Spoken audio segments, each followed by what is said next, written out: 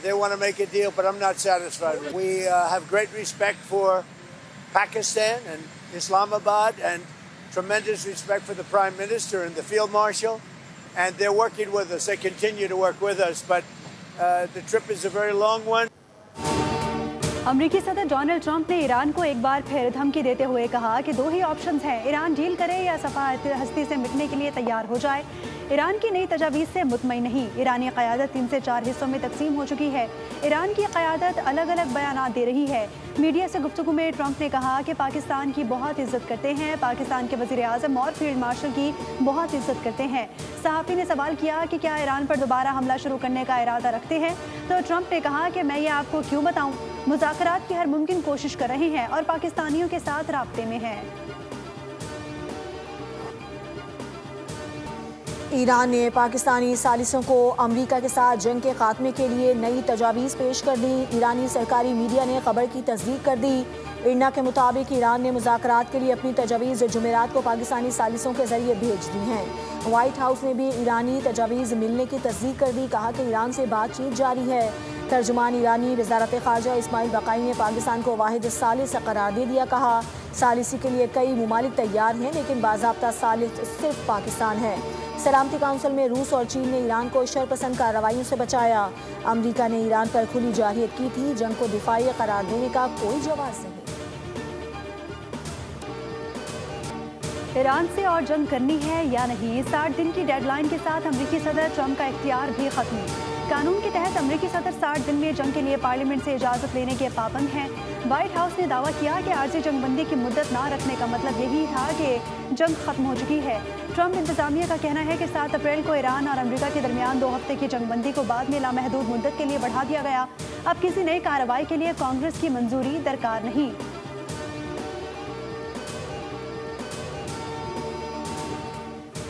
امریکہ کو جنگ کی لاگت نہ $25 ارب کی پڑی نہ $50 ارب کی۔ نیتن یاہو کا کھیلا گیا جوا امریکہ کو $100 ارب کا نقصان پہنچا گیا۔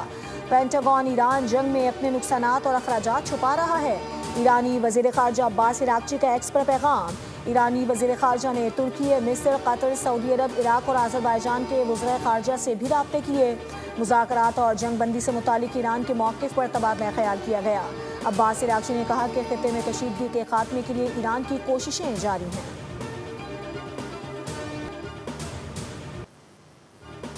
امریکی وزیر جنگ پیٹ ہیگزٹ کے برے دن شروع، جنگ شروع کرنے والے وزیر کی پیشیوں کا سلسلہ جاری۔ وزارت دفاع کے دیگر ارکان کے ہمراہ کانگریس کے سامنے پھر پیشی، ہال میں جنگی مجرم کے نعرے گونج اٹھے۔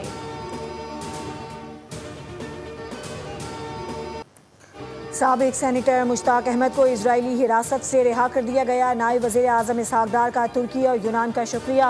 ایکس پر پیغام میں کہا کہ خوشی ہے مشتاق احمد کو اسرائیلی فوج نے رہا کر دیا۔ یونانی حکام نے یونان میں مشتاق احمد کو سہولیات دی، ان کا شکریہ ادا کرتے ہیں۔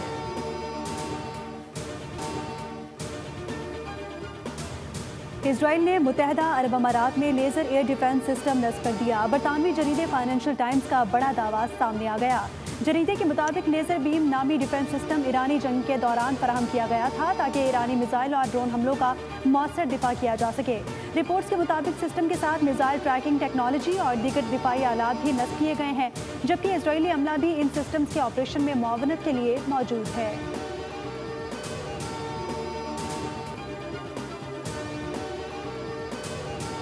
عالمی مارکیٹ میں تیل کی قیمتوں میں مزید کمی، برینٹ خام تیل $110 فی بیرل پر آ گیا۔ امریکی خام تیل WTI $102 فی بیرل میں فروخت ہوا۔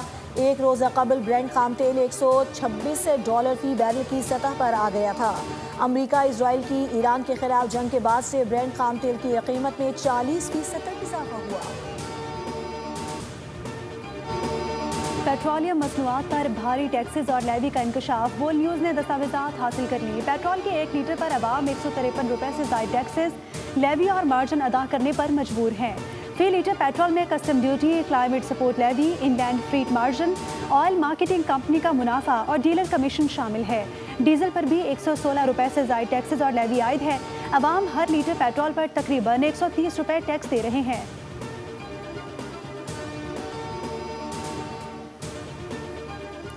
LNG گیس موصول ہوتے ہی ملک میں بجلی کی لوڈ مینجمنٹ کا خاتمہ کر دیا گیا۔ وزیر توانائی اویس اغاری کا کہنا ہے کہ بروقت اقدامات سے عوام کو آئندہ لوڈ شیڈنگ کا سامنا نہیں کرنا پڑے گا۔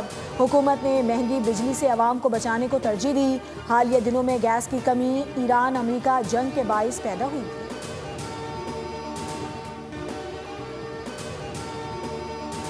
ثانیہ میں پاکستان اور چین کے درمیان مفاہمتی یادداشتوں اور معاہدوں پر دستخط۔ تقریب میں صدر مملکت آصف علی زرداری نے شرکت کی۔ دونوں ممالک کی 75 سالہ دوستی پر مبنی دستاویزی فلم دکھائی گئی۔ تعمیراتی مشینری، صحت حیوانیات اور میڈیکل ٹیکنالوجی سے متعلق معاہدوں پر دستخط کیے گئے۔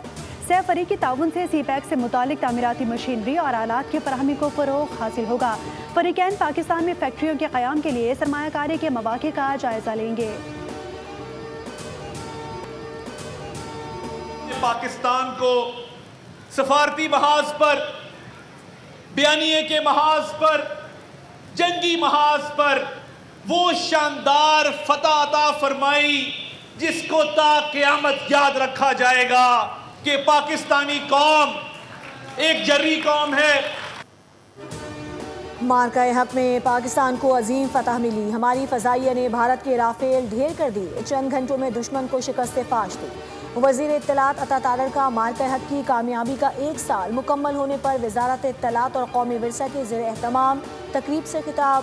مارکہ حق میں کامیابی سے پاکستان کا وقار بلند ہوا، قوم اپنی مسلح افواج کے شانہ بشانہ کھڑی ہے۔ ناقابل تسخیر دفاع کا عملی مظاہرہ۔ پاک فوج نے دشمن کو 2 ٹوک پیغام دیا کہ ملکی سرحدوں اور خود مختاری پر کوئی آنچ برداشت نہیں کی جائے گی۔ سپہ سالار سید عاصم منیر نے 1 مئی 2025 کو ٹلہ فائرنگ رینج کا دورہ کر کے آپریشنل تیاریوں کا جائزہ لیا۔ تربیتی مشقوں میں جدید ہتھیاروں اور فوری رد عمل کی صلاحیت کا عملی مظاہرہ کیا گیا۔ عالمی ماہرین کے مطابق پاک فوج کی مربوط جنگی حکمت عملی اور پیشہ ورانہ مہارت نے بارہا بھارت کے جنگی جنون کو خاک میں ملایا ہے۔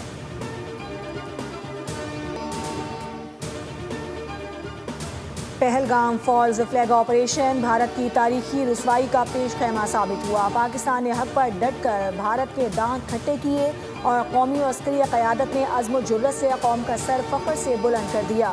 آپریشن بنیان المرصوص نے رافیل اور S-400 کے گھمنڈ کو خاک میں ملا دیا اور دنیا بھر میں بھارت کو رسوائی کا سامنا کرنا پڑا۔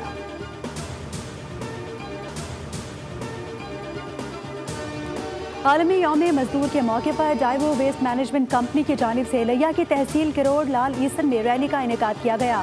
مزدوروں کو خراج تحسین پیش کیا گیا۔ ریلی میں بڑی تعداد میں مزدور شریک ہوئے اور ملک کی تعمیر و ترقی میں اپنے کردار کو اجاگر کیا۔ ستھرا پنجاب اور ڈائیو ویسٹ مینجمنٹ کمپنی کے زیر اہتمام میلسی میں بھی ریلی نکالی گئی۔ ورکرز نے کیک بھی کاٹا۔ حافظ آباد، توسا شریف، جھنگ اور بورے والا میں بھی ستھرا پنجاب پروگرام کے تحت ڈائیو ویسٹ مینجمنٹ کمپنی کے ورکرز کی جانب سے واک کی گئی۔ تقریب کے دوران صفائی ورکرز میں مٹھائیاں تقسیم کی گئیں۔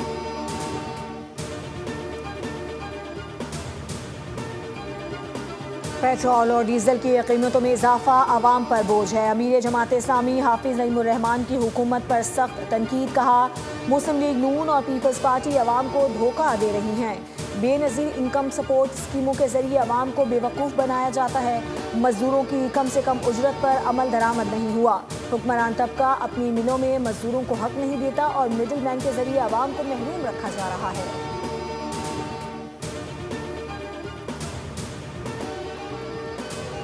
وردی میں آج کو وردی چھوڑ ہی نہیں رہا ہے افسر کی۔ یہ بول رہے ہیں کہ میں SSP کا بیٹا ہوں، یہ وردی چھوڑ ہی نہیں رہا ہے۔ وردی میں یہ دیکھو سر، وردی میں ہاتھ ڈال رہا ہے۔ امی کو بلاؤ بھائی۔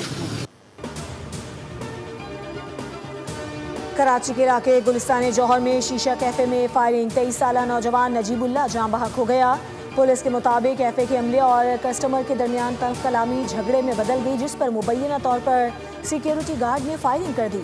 جھگڑے کی CCTV فوٹیج بول نیوز کو موصول۔ پولیس نے گارڈ سمیت 3 افراد کو حراست میں لے لیا اور جائے وقوع کی CCTV فوٹیج حاصل کر لی ہے۔ تحقیقات مختلف پہلوؤں سے جاری ہیں۔